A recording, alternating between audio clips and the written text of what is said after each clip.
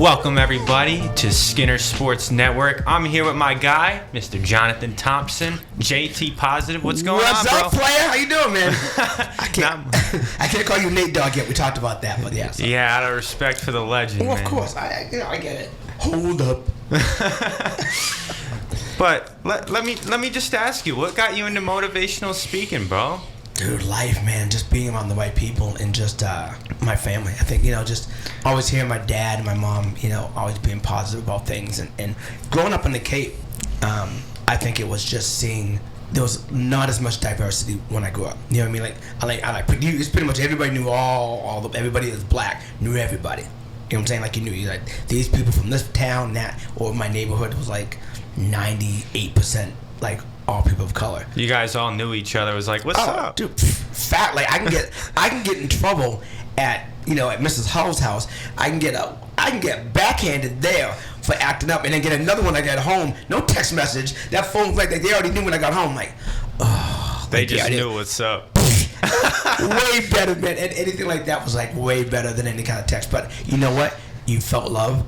And everybody protected everybody. I mean, I had a dude run through my backyard one time, and he was running from the police. It was hilarious. I never forget this. And he's like, he running through from the police. He's like, hey, Jonathan, what's up, man? I'm like, what the hell? I'm like, hey. He goes, yeah, I'm just laying over real quick. I'm like, oh, okay. And what you doing? Yeah, I knew. I was like, I'm laying in bed, trying to watch Cinemax. But no, he was just like, all right, peace. And but it was just funny because I'm like, he knew I was like in my bedroom, and it's like, I just laughed. I'm like, I've never forgotten this dude. Like he was a cool dude. He just always got in trouble. But it's like you knew, but like there was like no. I left you would leave our sliding door open. Like the screen door. Nobody broke in anybody's houses. It was just chill back then. Absolutely. You knew who the bad people were. You knew who the good people, but it weren't really bad like compared to now. Now, being around here and you're a motivational speaker, how do you feel about helping the next generation out or spreading positivity to the next generation and maybe the next generation after them? Needed. This part of social media I don't like. Because some of the younger kids, they think what they're watching is real, and they feel that it's okay. Like these people that pull pranks and stuff, like I know people have gotten choked out. I know they've gotten like it's disrespectful. Somebody's gonna really get hurt, and I'm sure some people already have. And it's like there's nothing good about this. So what ends up happening is you keep seeing girls twerking or this one getting smacked up or that. You become cold. You have like no emotion because you've already seen it. So it's natural, second nature to see, I've seen that. The program type mentality. 100%. So you become desensitized. And when the problem is when I see something happen in real life to me, not me, but they see it, they're like, oh, that's normal. And the first thing to do is pull the phone out. Not try to help. Not call the police, but to film it. That's an instant thing. It's, I can get my camera. No, dude, I'm doing this for evidence. Evidence for what? You haven't done anything but post it just for some likes. So that's where it's a problem. You become desensitized and it spreads. It's not good. I remember COVID 2020. I remember seeing a lot of that stuff that people would pull their phone out, be like, oh, let me try to be a part of the movement, or oh, this is going on, help this person, but they're having their phone out. And I think it's important to show the next generation, like, hey, instead of recording on your phone, to help somebody. Why don't you physically go out and help somebody? Yeah. Don't show yourself giving $5,000 to somebody. Yeah. Is that really out the heart, or is that really just like, likes? No, I'd rather you actually show me, okay, you took $5,000. Why don't you go take care of these people that are right here that actually need, you can spread that out for like 10 people right there. All right, these people need help. What do you think? But the whole thing is, if you're helping me, if I'm the person receiving this help, and this, whatever, my yard, my house, whatever it is, all right, I need to make sure that I'm paying that forward. I'm actually going to maintain what I'm doing. And just because you live like in a bad area or a poor area or less, financially stable, doesn't mean you need to like live like that. Do you know what I'm saying? Yeah, I know completely get that. We weren't going up tons of money, but my house was neat. You respect what you have, you appreciate what you have, and a lot of people that don't, and they just let it be, and they just let the stereotype, and they just let it just keep pouring over. I was in Pennsylvania, like an Amish country. We were there for a term, and their housing area, which I didn't even know was a housing area, everybody's front yard was immaculate. It was like this long brick like building, like all these nice, like everything was beautiful, lawn, landscape. People kept there, and they go, oh no, this is where our housing is. I was like, really? They go, oh yeah, because stipulation is if you don't maintain your property, you can be kicked out. And I'm like, what? They go, oh yeah. I'm like, but it's pride for you. You know what I'm saying? It's like, take pride in what you're doing, like your life. Dude, somebody's helping you, and you want to be helped. If you need help, you ask for help, show the respect and give back. And each neighbor took care of each neighbor. That's what I'm talking about. So you get to know your neighbors. Like old days, man. I love that. I miss that. I love my neighbors. I mean, that's relatable. Now, using motivational speaking, do you feel like that's helped you set up an opportunity for activism? Do you feel like it set your opportunities up better because you're using your voice more? Yes. Yeah. And I have people that come up to me, reach out, young kids, older kids, but younger kids. When the younger kids come out and some say stuff to me and they're quiet, or they'll text me or send me an email, whatever, a direct message, and they're like, because they might not want to say it when they're after school because of something and they don't want to be like razzed on. And you know, because some people can be, and it's like that person might be thinking the same thing, but everybody's afraid to be like the one to lead and be like, JT, yeah, I like that. Well, I know, or ask a question. So they'll ask me a question after. Yeah, I think they want to do it. I think they need to just build up that strength, that back. You're gonna be okay. And you'll find out who is really your friend. Shit, you only need one. Exactly. You know? You'll find your group. You'll find your tribe. You know, usually that person that's the bully is usually the person that's the most in the most pain and has like that's the most ignorant person, but they want to like just to be the bully, but everybody else is afraid. Like if you took your 8 people that you're bullying and they all switched it on you, I'm like, tell enough of this, man. We're done with this. Done ripping on other people and making people's lives. Why are you ruining somebody else's day?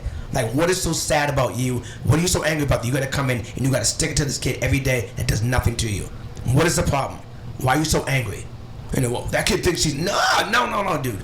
What is it that you're going after them every single day? I know for me in high school, like I didn't get like bullied, but like people would go in on me, but instead of just I'm gonna resort to violence or take you down, I always thought it was important to show love to people or like just be respectful and be like, listen, I know you don't understand my story, I might not understand yours, but at the end of the day, why don't we just show love to each other and understand where we're coming from? Well, just ignore me. Not ignore you. Because everybody's not going to love, and trust me, I'm a realist. Everybody's not going to be singing Kumbaya with sharing pudding and hanging out all the time. But I'm not going to use my energy, which is a lot of energy, to come find you to mess with you every day. If I don't like you for whatever reason. That's not me, but there's people that like that. Like, what's going on with you? It's like, so you do your thing, I do my thing, and I'm fine. Just leave it at that. People will get along much better. Because you have no idea. You might be sitting across from me one day at the bank. You need a loan. You might be coming into my restaurant. I just might be a waiter or waitress, and I'm gonna flash back to everything you did to me.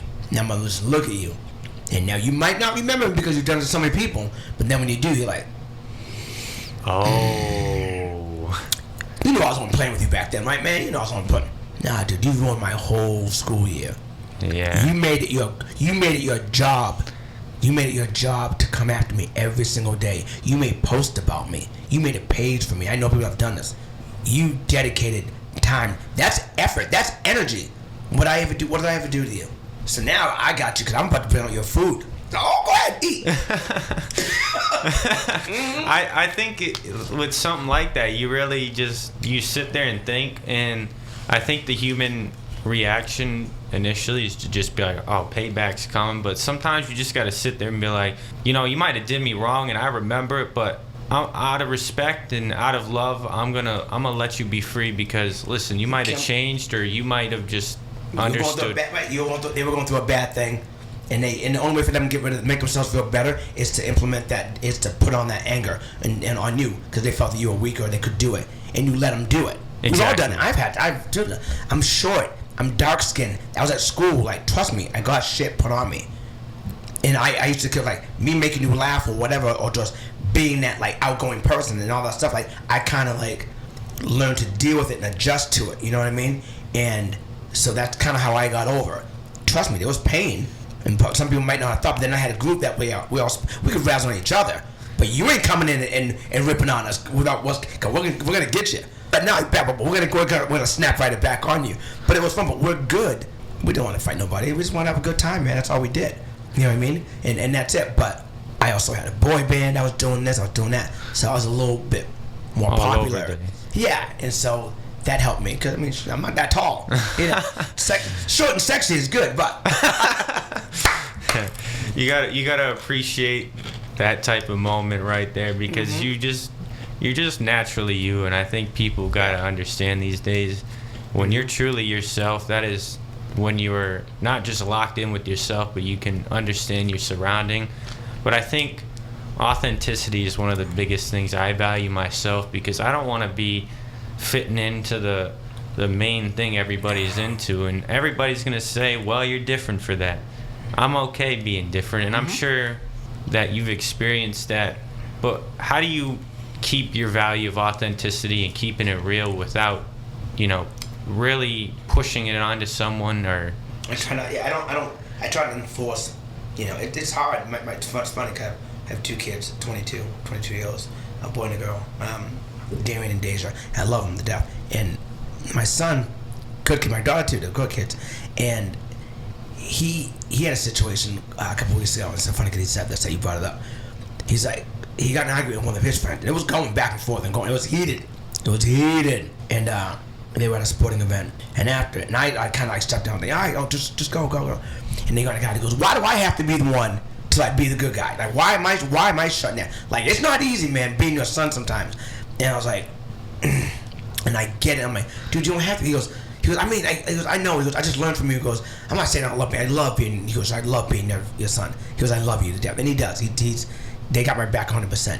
He goes, but it's hard taking the high road sometimes. I'm like, dude, I take the high road sometimes, and it kills me to take the high road, because sometimes you just want to put a pillowcase over somebody's head and just push them down the stairs and be like, enough. It's like hitting with a pillow like 9 times. Like, dude, stop. But it's hard. It's hard to. I'm not gonna let you bully me.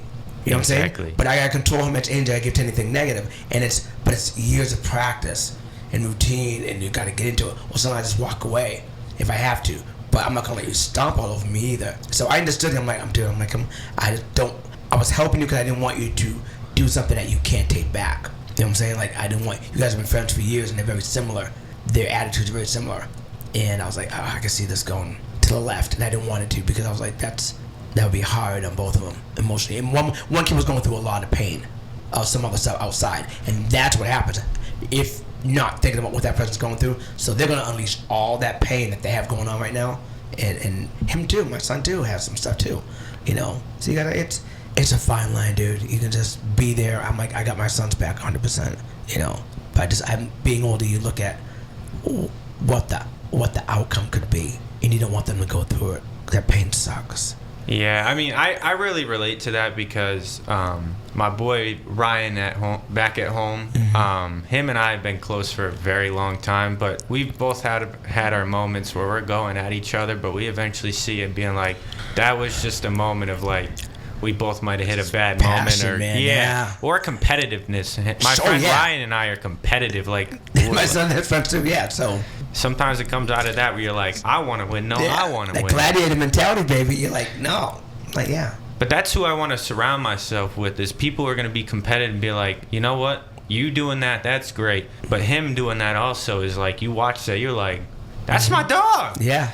But you need to boost each other up. That's the whole thing. So if you're constantly around people and you're still staying on that roller coaster, you're still on that rotary, and nobody's getting off and nobody's growing, and you're not growing. If I'm not boosting you up, and we stay in it, that's how you're not gonna grow. If you're not growing, if nobody's growing with you, that's the whole thing. If nobody's pushing you to grow, that's the thing. You gotta I gotta be around people that, like, I'm around somebody else right now, and then it took me to a whole nother level last night. And I got on immediately. I was pumped. I thanked the dude. He was like this big marketing dude. And we were talking. He was looking at my website. He's like, yeah, I love this. He's looking at me. I'm like, he goes, but Nate, you need to do this. Why do we have this and this? I'm like, he goes, I need you to come to my class. I'm like, okay. But he goes, this is great. And we're going to do some other stuff for you. He goes, because he felt what I was doing. He loved it. Dude, I was home last night, and I'm in the morning, I'm like, changing what he told me to change. And I'm like, I get it. And I'm changing up things. I'm like, get it, yep. You gotta be on people that are always upgrading. You have to constantly upgrade yourself. You gotta do it. Oh yeah. Now we're gonna take a quick break. Yes, sir. But this is a great conversation. Glad to have you on. I appreciate you. But we are gonna take a quick break. Sweet, I'm so tired of you.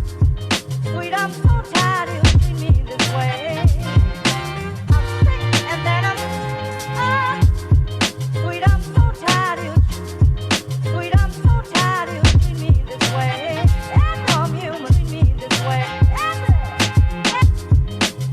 Welcome back to Skinner Sports Network. I'm here with JT. Yes, sir. Now, we're going to change the topic to some hip-hop. How you feeling about hip-hop, about these days, the songs that come out? This hip hop now, few and far between. There's some, not much. Some beats I love. Some of the lyrics are just garbage. Sometimes I like the hooks, but overall, yeah, I'm not feeling a lot of it.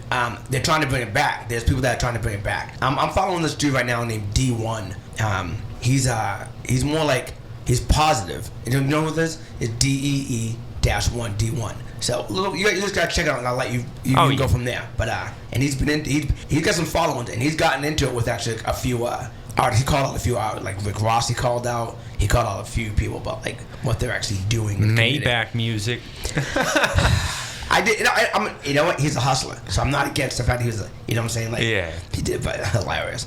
Yeah, dude, I'm an old school dude. I'm like a 50-year hip hop. Like something about the '90s is just special. Like the beats the beats felt more authentic, but they used to just flow. Like we were just talking about Naughty by Nature off on the break. Hip hop and hip hop. Yeah, I love hip hop. Yeah, I love Naughty by Nature. I went to their house. Divine Records or something like that, but it's the name of KG, the DJ. So he has a party every day. Divine Mills, I think it is, and every year they had a party celebration of their artists and all that stuff. So my video show I had back in the day on Cable Access was called The Real music video show. And before that gossip show that's on TV, it was called The Real back in like '96. So my boy Tim Luce, one of my best friends, and I brought my boy Lorenzo. So that was my crew. And they're like, all right, they called us up because they loved the video show. The record company called and said, we want you to come up to Jersey. It was like on a Saturday or Sunday. They go, I said, oh, okay. And they said, names. I said, me, Tim, all right. So following the directions, I had to print them up because there ain't no GPS, no phones, nobody's like, put it in my, Waze, none of that. So I'm driving up and I pull up this little dinky, convenience store, and all of a sudden this Range Rover of all these video chicks pull up next to me, and they're like, are you going to Naughty by Nature's party? I'm like, yeah, we're trying to find it's near here. She goes, okay, can we follow you? I'm like, yeah. Now I'm driving my 1995 Sebring, Chrysler Sebring. It's maroons, clean. These girls are driving Range Rover, whatever, pulling. I'm like, boom, I'm playing my music, and all of a sudden I hear this, and it's kind of little houses. I'm like, dude, where the hell are we? And all of a sudden you just see mansion, then mansion, then mansion, and then I hear this, boom, boom. I'm like, is that? My car don't have bass like that. Turn it down. Boom, to another corner, and then it's just boom. There's a couple hundred people on the side of the road, and there's this huge mansion. There's the Nation of Islam security in the front. There's a huge mansion. There's driver's clear. There's a limo in the front. Another car like a Bentley here. It's just a huge house. And I look, and it's a 3-level deck.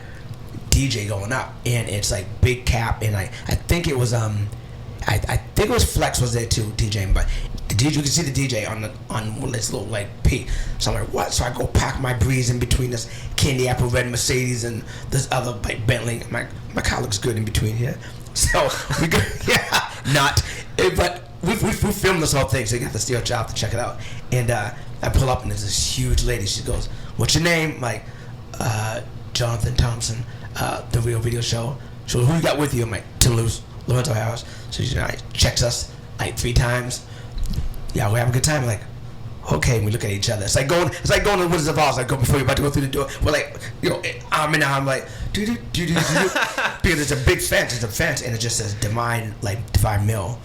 Forgive me if the mill part is wrong, but I think it's and I just open it, and it's just boom, and it's music. There's a waterfall. There's a pool. There's girls jumping off the pool. Now looking over, boom, there's Shannon Briggs boxes. There's Mike Tyson over there. There's Ed Lover, Dr. Dre. There's Monique. There's all these celebrities at this party. It's packed, dude. It's crazy. It's a music video for 8 hours. That's crazy. And we're there. We're filming. I'm doing interviews with people. Free food, free drinks. This is going on for 8 hours, dude. It's absolutely ridiculous. And how about the producers back in the 90s from DJ Screw? Unfortunately, he died. You had Flex, like you mentioned, but Jay Dilla, one of my favorite producers. Jay Dilla. He produced "Find a Way" by A Tribe Called Quest, probably one of my favorite songs. Because they started out, because it goes, dun-dun-dun-dun-dun-dun-dun-dun.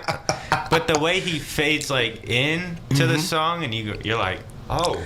I was kind of sad once I found out he died. I was like, damn. Yeah, that was so dope. Anything back then, in like the Far Side, like it was like that. You know, I those groups. Tribe's one of my. I love Fade. I love Tribe. I went to their last tour, up at UMass. It's dope. And they were like taking requests out of the audience. What do you want to hear next? I'm like, they were just shouting. He said, I play that. That's what their show was. It was great. Yeah, old school, dude. It's just, it means more. I think people got together more. Just, in my opinion, you know.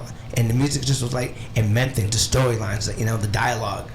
You know, then it's like, but that wasn't what the record companies wanted to go. You know, they wanted to make it more gangster. They wanted to make it like, and that's what they did. And so they were shutting down like the positive rappers, and on purpose, and they're offering money to the other ones, and they were like going out purposely looking for that hardcore, like kill 'em, drugs, this, and they did. That's what they were looking for. I have friends in the business. That's exactly what they were looking for.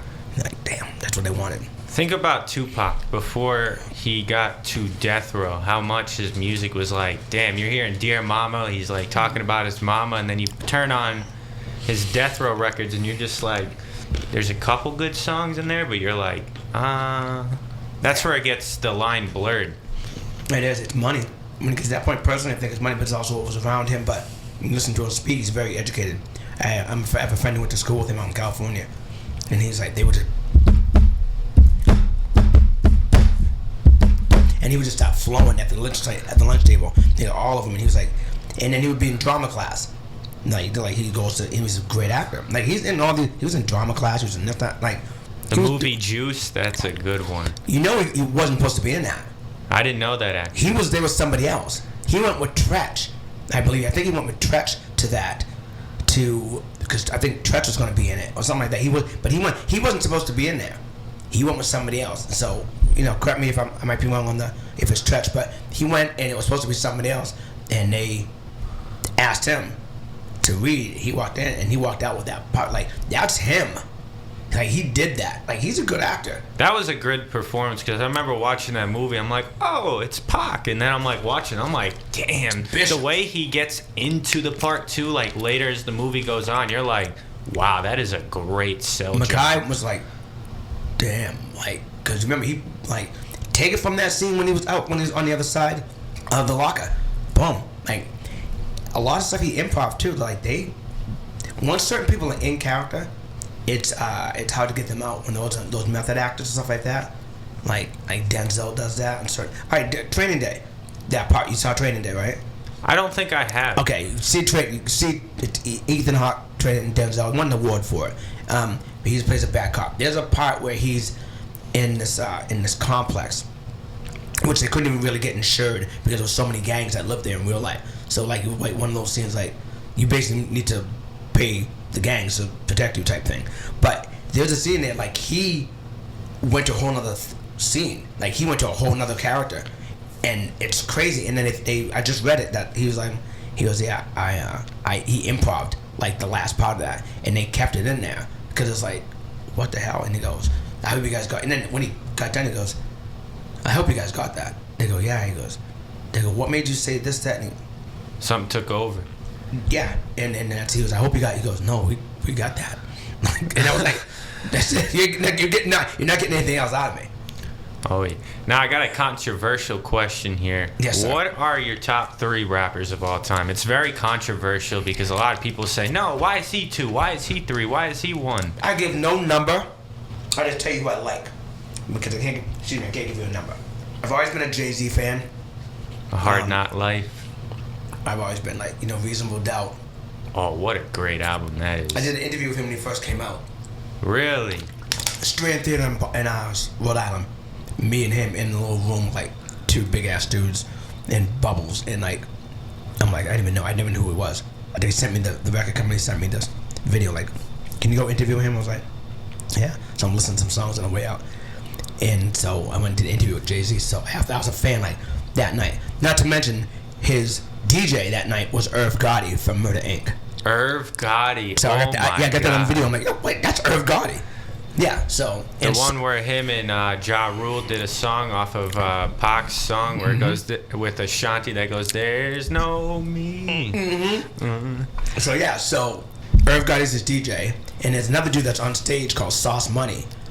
Sauce Money wrote a lot of stuff for Jay-Z also, which I didn't know that until I listened to Sauce Money's album, and I did an interview with Sauce.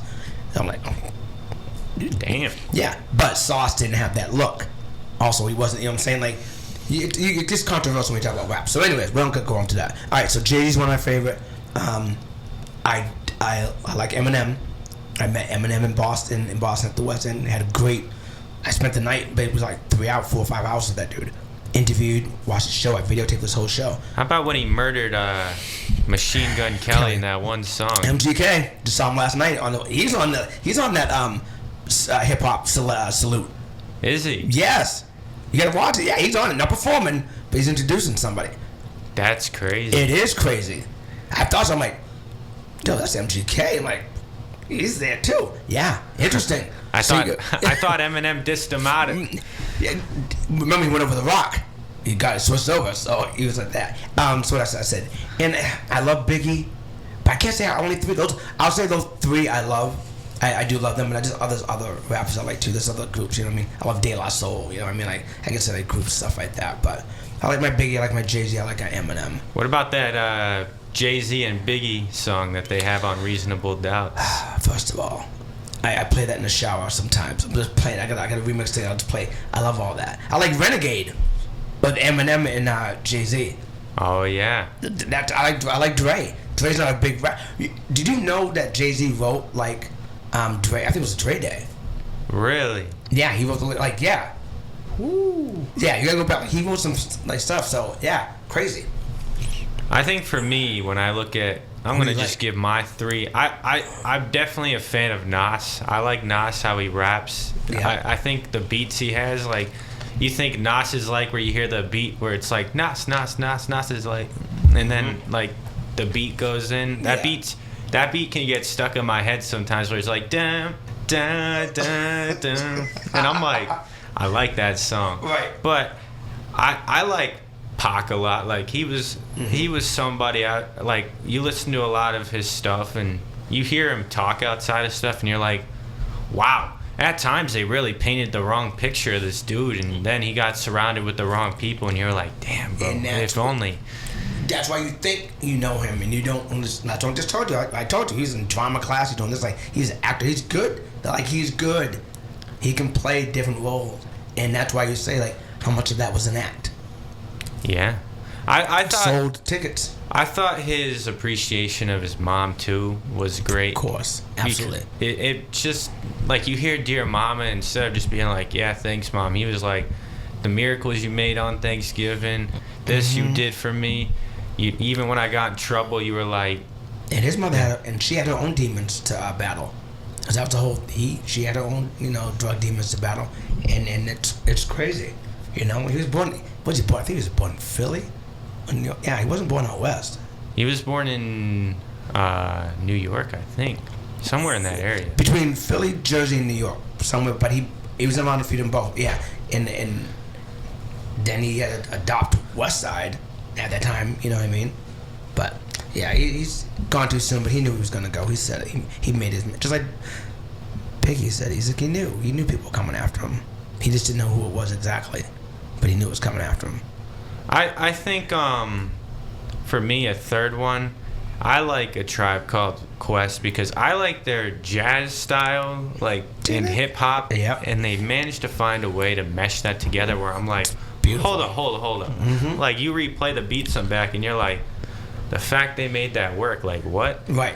But working with Jay Dilla, I think made him great because Jay Dilla, no one's really gonna talk about these days. Like I don't hear about him much, but the amount of beats Jay Dilla made back then, I was like, woo! It's because they don't put that into the mainstream. You know what I'm saying? Like you don't like that's what I'm saying. Some of these beats, I'm like, that's good, but then like you don't get that same energy when you listen to like this new stuff. Versus then you hit that, you're like, oh, I'm looking at people's faces. When you watch, you gotta watch it. Go watch this, Salute to Hip Hop 50.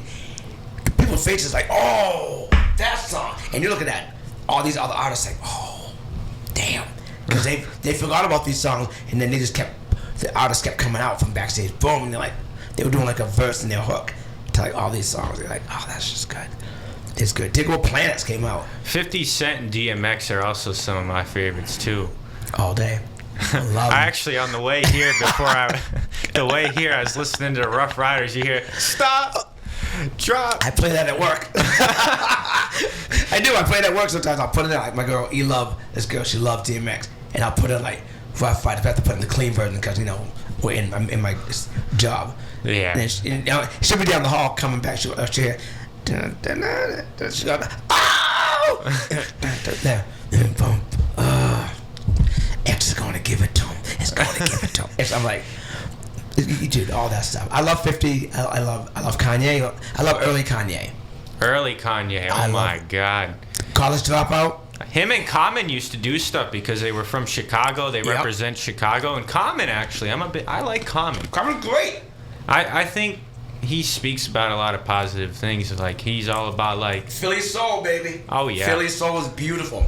Erykah Badu, you got Boyz II Men, you have Flojo, you have all these artists that The Roots, Black Thought, underrated rapper, great. Black Thought's like, he was there last night killing it. All those, damn, there's so many good artists. I think with Mary J. Blige, she's someone I listen to a lot. Like, people know her story a little bit. Like, she went from a lot of things. Like, she was with this guy and didn't treat her well. Like, you listen to her music and it's just inspiring. It's her life. Yeah. And that's why it's called My Life. Like, you look at that, that's her stuff going through.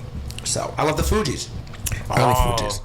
Yeah. My dear, wait. No. That's my five side. My dear, you do not know me, but I know you very well. Da, da, da. But then Fugees were like, hey, Mona Lisa, can I get a date on Friday? But if you... doing that bit. Oh yeah, had a day. Hey. They came to the Millwall Club, so they were here. My boy Joe Bay brought them to Yarmouth. That first song when it came out. Hey,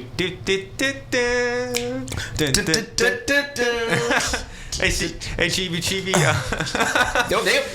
They had one of the hypest shows. You know who has a great show? I saw them in the beginning. Black Eyed Peas. Wow, their fall off is crazy these days. Because I remember they used to have hit after hit after hit. And what's her name? Fergie? Yeah, the one who did a terrible national anthem at the NBA All-Star game. Allegedly. That wasn't their first girl. So when I first met Black Eyed Peas, there was another chick that looked like Raphael Sadiq. And she was a singer, so I met them. And then I came back to a new show and saw them again. They invited me, and it was Fergie. So did they find Fergie? I don't know how Fergie got there. Because it was a black girl that was singing first with Black Eyed Peas. We did an interview with them, watched their show. It was Black Eyed Peas, De La Soul, and somebody else. Can't remember, but the show was outstanding. Then we went back and saw my Paradise Rock Club. They called us up to come see him. And I was like, that's not the chick we just met. It was Fergie. I think she'd had some issues, whatever, and she was in the group now. She killed it. I'm like, oh, this took it to a whole nother level. And and that was it. So yeah, it's good stuff, man. I love it. I love music. Love old school music, especially. I was in the middle of it, the 80s and 90s, the boy bands, all that stuff. Like, all that stuff was just creation. Good stuff. And everybody wanted to be together, and everybody performed and gave respect, and you could have those shows, and it was performances. Exactly. Artists, and you had to sing live, you had to rap live, you had to give it to it. And even if the vocals weren't the best, you had fun. And the songs are tight. So I was like, we'll sing with you anyway. You don't have to be the best vocalist. You really only need to have one great singer in the group that can carry the note, and everybody else just flow with it. It's like, all right, I'm good. I'll take that all day. If there's one artist from today, he doesn't do rap, or he kind of does, depending on the song, but if there's one artist I want you to check out Masego. He can play the saxophone on a song. I love that. And he makes a lot of the beats like himself, where he puts the drums in. Yeah. All right. Send me a link. I definitely will. Okay. Now, transitioning out of music into sports, are you a sports fan of any kind? I love sports. I do. I love more individual players sometimes than actual whole teams. But you know what I mean? So I think I get more like that from my son, because he was like, what team do you like? I don't really like a team. He goes, but I love a lot of individual players, and he knows the sport. So, I like individual. I like watching basketball. I think basketball and football the most. I played hockey for like 13 years. Wow, you a hockey player. Did you lay any big booms down on people? Hell no, I'm too small. But I escaped a lot of big booms. That was good. I was a captain. I played travel, played the high school for a little bit. Then I had to get out because I had my boy band stuff going on. But there was only talk about racism, young age. I'm hearing like some serious things from fans and players. I'm like, dude, I'm like 11. Y'all yelled at me like I'm in the NHL. Didn't care. Now, do you have any of your favorite teams or athletes you like, or were you watching? watching? Pats. I don't know. Celtics. Let's go C's. Red Sox. I've gone to pretty much every game. Yeah, I've gone to every single game. Celtics, I'm loving right now. Jaylen Brown, my guy, just catching bodies. Jaylen Brown is, first of all, I like what he does outside of the sport. Black Wall Street, right? You ever heard that before? What's that? Black Wall Street? I actually have. It was mentioned earlier before Jaylen Brown started to get into it, but I was like, you know what? The fact you're doing that is so powerful. That's why I rock with you. Yeah, and now you need to look up. I only found out about this like maybe 8 years ago about Black Wall Street. I never knew it existed. Like these are towns that were burned down, like illegally burned down, and it's crazy. And you had your own schools, doctors, banks, all this stuff. They burned them down. These are people that were like self-sufficient, running black dollars, and like, dude, it was just upscale.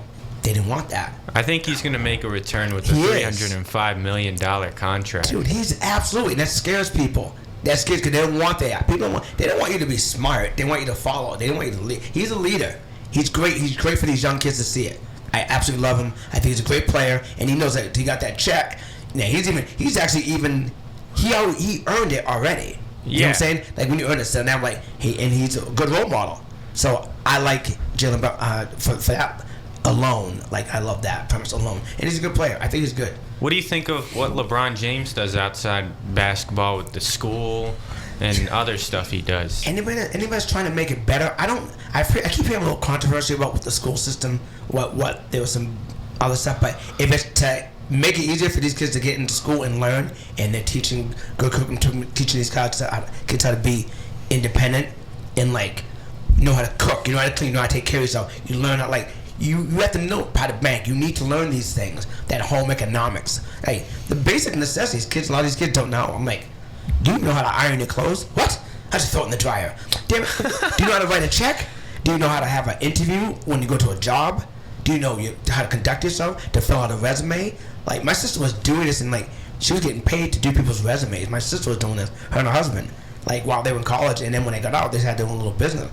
Like, they don't teach this. And we're, as adults or parents, like, I did mock interviews with my kids while we were having dinner. Like, I made my son get up, I do a little interview, like he's going for a job. Same thing with my daughter. Like, they're like 10, 11 when we're doing it. We made it a good game. My wife's cooking, I'm at the table. Hey, how are you? Nice to meet you. Good. What's your name? Thompson. Hi, what's your name? Tasia Fried. Hi. So why are you here today? What do you mean? And we did these interviews to make it fun. The checkbooks, learn how to write that, the balances, all that stuff.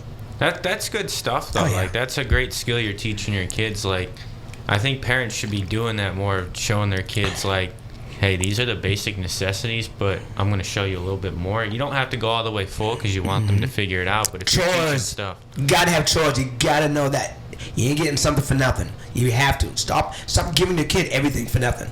Oh, you moved the shoes out of the front door. Here's $10. Hell no, you're supposed to move your food. Shoes ain't supposed to be at the front door. Move those things out of there. What are you doing? Take the trash out. I shouldn't have to tell you twice. Don't fold alone. If I'm no, this is a big thing. If I'm at work all day and you have chores instead of summertime or whatever, I don't want to come home and have you doing your chores when I walk in the door. That should already be done before I walk in the door. Exactly. Fact. Consequences? Don't even ask about going out. Still do it, but now no, that's your fault. And you have to stick to it. I know for me growing up, I did chores from an early age, like probably maybe 9, 10. Absolutely. I would do the dishes sometimes. I'd do the bathrooms, like clean the bathrooms. I do all this little stuff. I mean, I'd have a couple slip-ups where I do everything once people get home.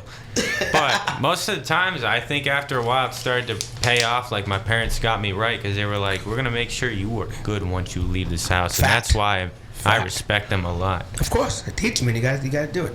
understand, because they have to know how to deal with when things don't go right. That's okay. You can fix it. Some of these kids can't deal with, no, you can't have it. No, you can't go this way. No, you can't. Well, what am I going to do? You're not going to get it. Or you got to work harder. Or you have to stop paying for this and buying this and buying that. You got to do it. You have to. I know so many kids, they just fold. What the hell's wrong with you? Well, they said I can't go. So, no, I can't buy that. And so, I'm sorry. Do you have a job? No, but Stop right there. Get a job. Go work at Stop and Shop. Go work in the mall. Go whatever. You can do it. There's always jobs. Always. I have friends, tons. Learn how to work. My kid was selling Christmas trees at 10. Ooh. Yes. Hey, can I go sell? I'm like, absolutely. I'll drive you up there. I think it was 10, 11? 10, 11 years old. I got a picture of him cheesing. First Christmas tree. Selling it. I'm like, put that on the wall. Put that on the fridge. boom. He's never, yeah, absolutely. Because you got to work for something, man. Put that on the wallpaper. Put that on this. Put that on that. We gonna celebrate tonight. Right, absolutely. You got. Oh, then the rule was when you get first check, you got to buy. You got to buy breakfast. Yeah. That was a favorite thing. You get your first check, yeah, gotta buy breakfast. And they were like, he was like, oh, I got you. Then when they saw that, how much is prep? I'm like, oh, yeah, I don't know when you're asking for extra pancakes or sausage on the side of bacon, and I have a muffin, and I'll get a hot chocolate to go. You guys will see the bills. Yeah.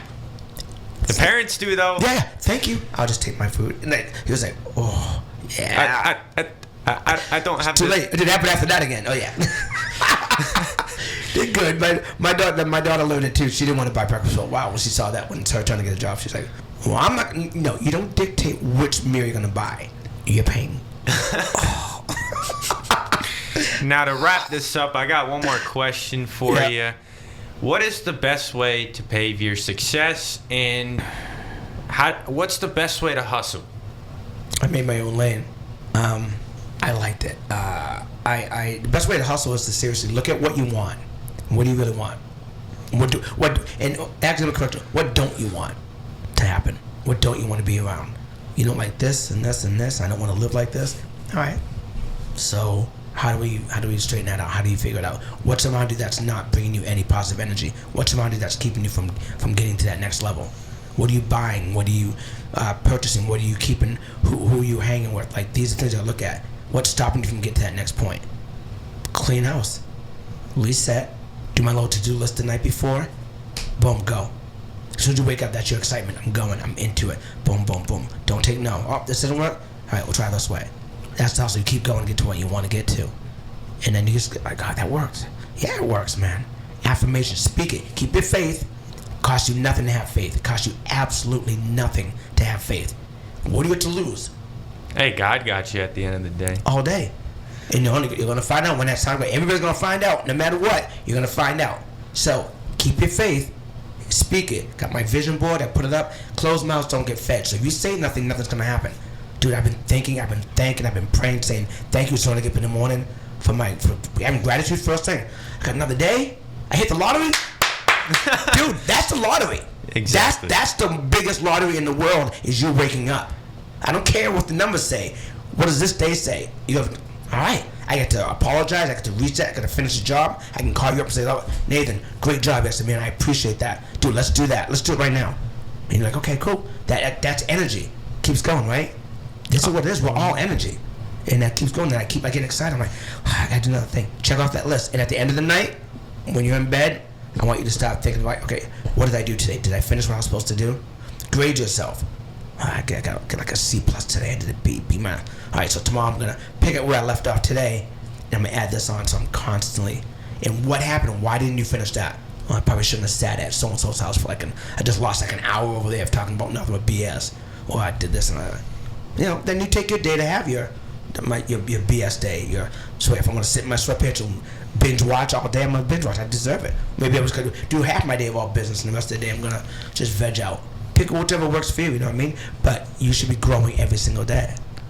I think the thing that I do is when I want to get stuff done, I lock into my zone. Like if somebody's like, "Hey, let's do this. It will be fun." I'm like, not until the job's done. Yeah. I always remember this Kobe Bryant interview. He's sitting up there at the finals, and the guy goes, what, like almost puts the question as like, you're almost an NBA championship, and he looks at the dude and he goes, job finished?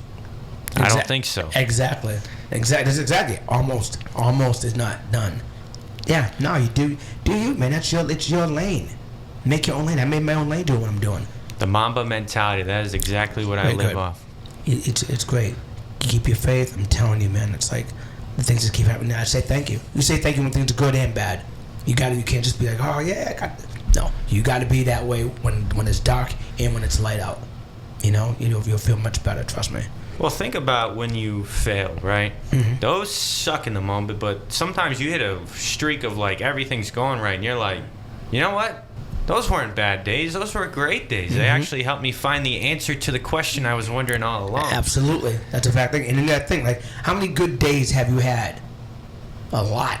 Yeah. So you have bad days, so everything's going wrong. Dude, you just had a whole year of no problems for the most. Nothing major happened to you. Now it did. And you're like, raising Cain, like, oh, it's always happened to me. Dude, nothing's been bad for you. You've been flowing.